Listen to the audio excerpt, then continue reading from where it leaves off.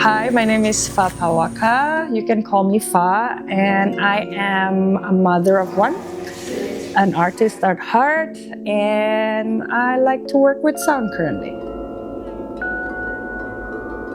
It started after I had my son, and actually one day I woke up and I had a dream the night before, and in that dream I was told to work with this bowl. And the next morning I was just, I kind of answered this call, whatever this download I got from from the field. And so yeah, I pursued that. I answered the call and I get these bowls and I start working with them.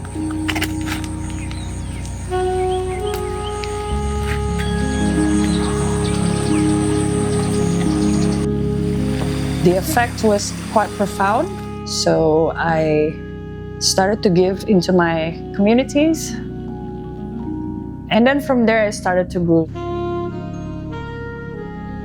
I think after like 3 years of just giving it into like a very small collectives, I started to take it quite serious.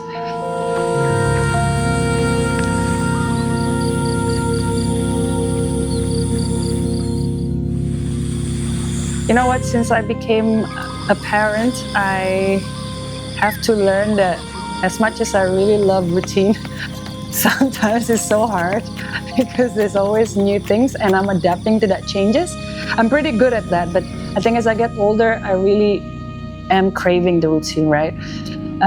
So the ideal day is to wake up, right? Have a slow morning, have a mindful practice. I like to do a morning walk with the dogs, breakfast with my kid, and then I go to the gym, and then I go to work. And I'm pretty much at work until 6. Then when I get home, I make dinner, and then I go to sleep.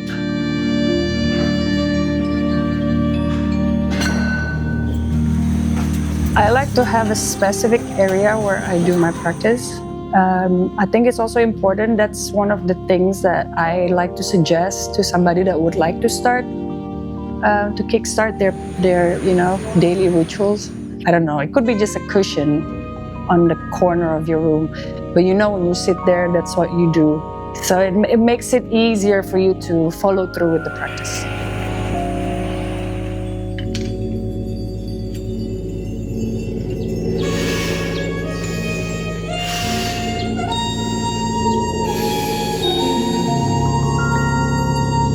I think you can only reap the benefit when you start doing it consistently, because if you're only doing it once or twice, it's hard to really notice the difference that it makes.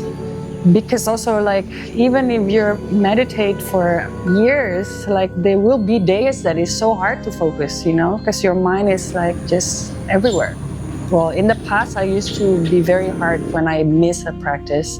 But right now, if I don't do it for a couple of days, I still tell myself it's okay, because I know I'm gonna get back to it quite easily.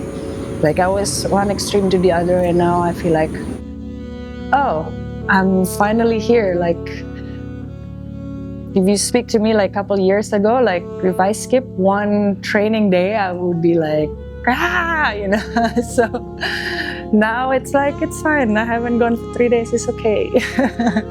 So the balance, I feel like I'm finally there and like accept that it's okay. It really takes some time to get there.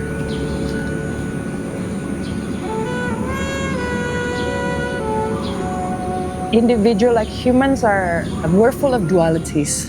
So there's no right or wrong. Like you can be sad and happy at the same time, right?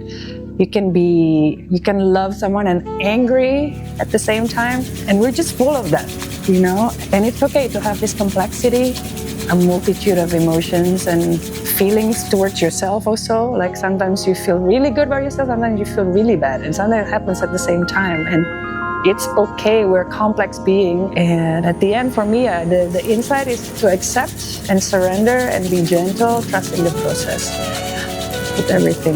Yeah. I don't avoid the feelings of fear or discomfort. I immerse myself in it and tell myself that it's okay to feel like this because it's just feelings and I'm gonna overcome it in certain situation. Public speaking or I have fear of that. Though people think perhaps I'm experienced and all that, but it's not. It doesn't come naturally to me, So I do still have that, but it's okay. I mean, we're humans, and it's okay to make mistakes. But once you know that it's okay, it's much easier to your body handle, right? Like you can control that breath, and usually I take 3 deep breaths and I'm back to my body, not so much in my mind. The emotions that they don't want to get in touch with, like sadness or whatever, because people usually it's when they feel that uncomfortable, they distract, right? But then when you do practice, you meet yourself there. You always meet yourself there, and for most people, it's scary. Well, one takeaway from fast story, I think, just stay of who you are, stay authentic. Keep finding yourself. You evolve as humans, and it's okay to change. It's okay to be in a routine. Be gentle with yourself. But yeah, one thing I would say: just be yourself.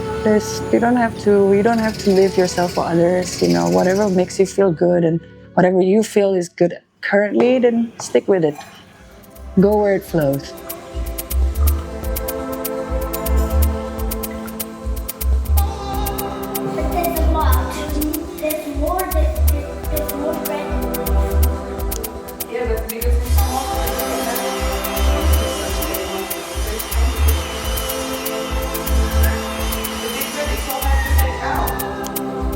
I think I would invite everyone to do things that they're most uncomfortable with.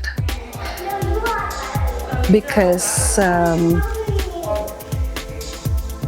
in those discomforts, right, you'll find other sides of yourself that you never met. And that's when you're like, oh, wow, that's a new version of me. There's always new version of you. There's always new version of you. So the only way to get or to meet that new version of you is to go through discomfort. So that's my invitation for everyone.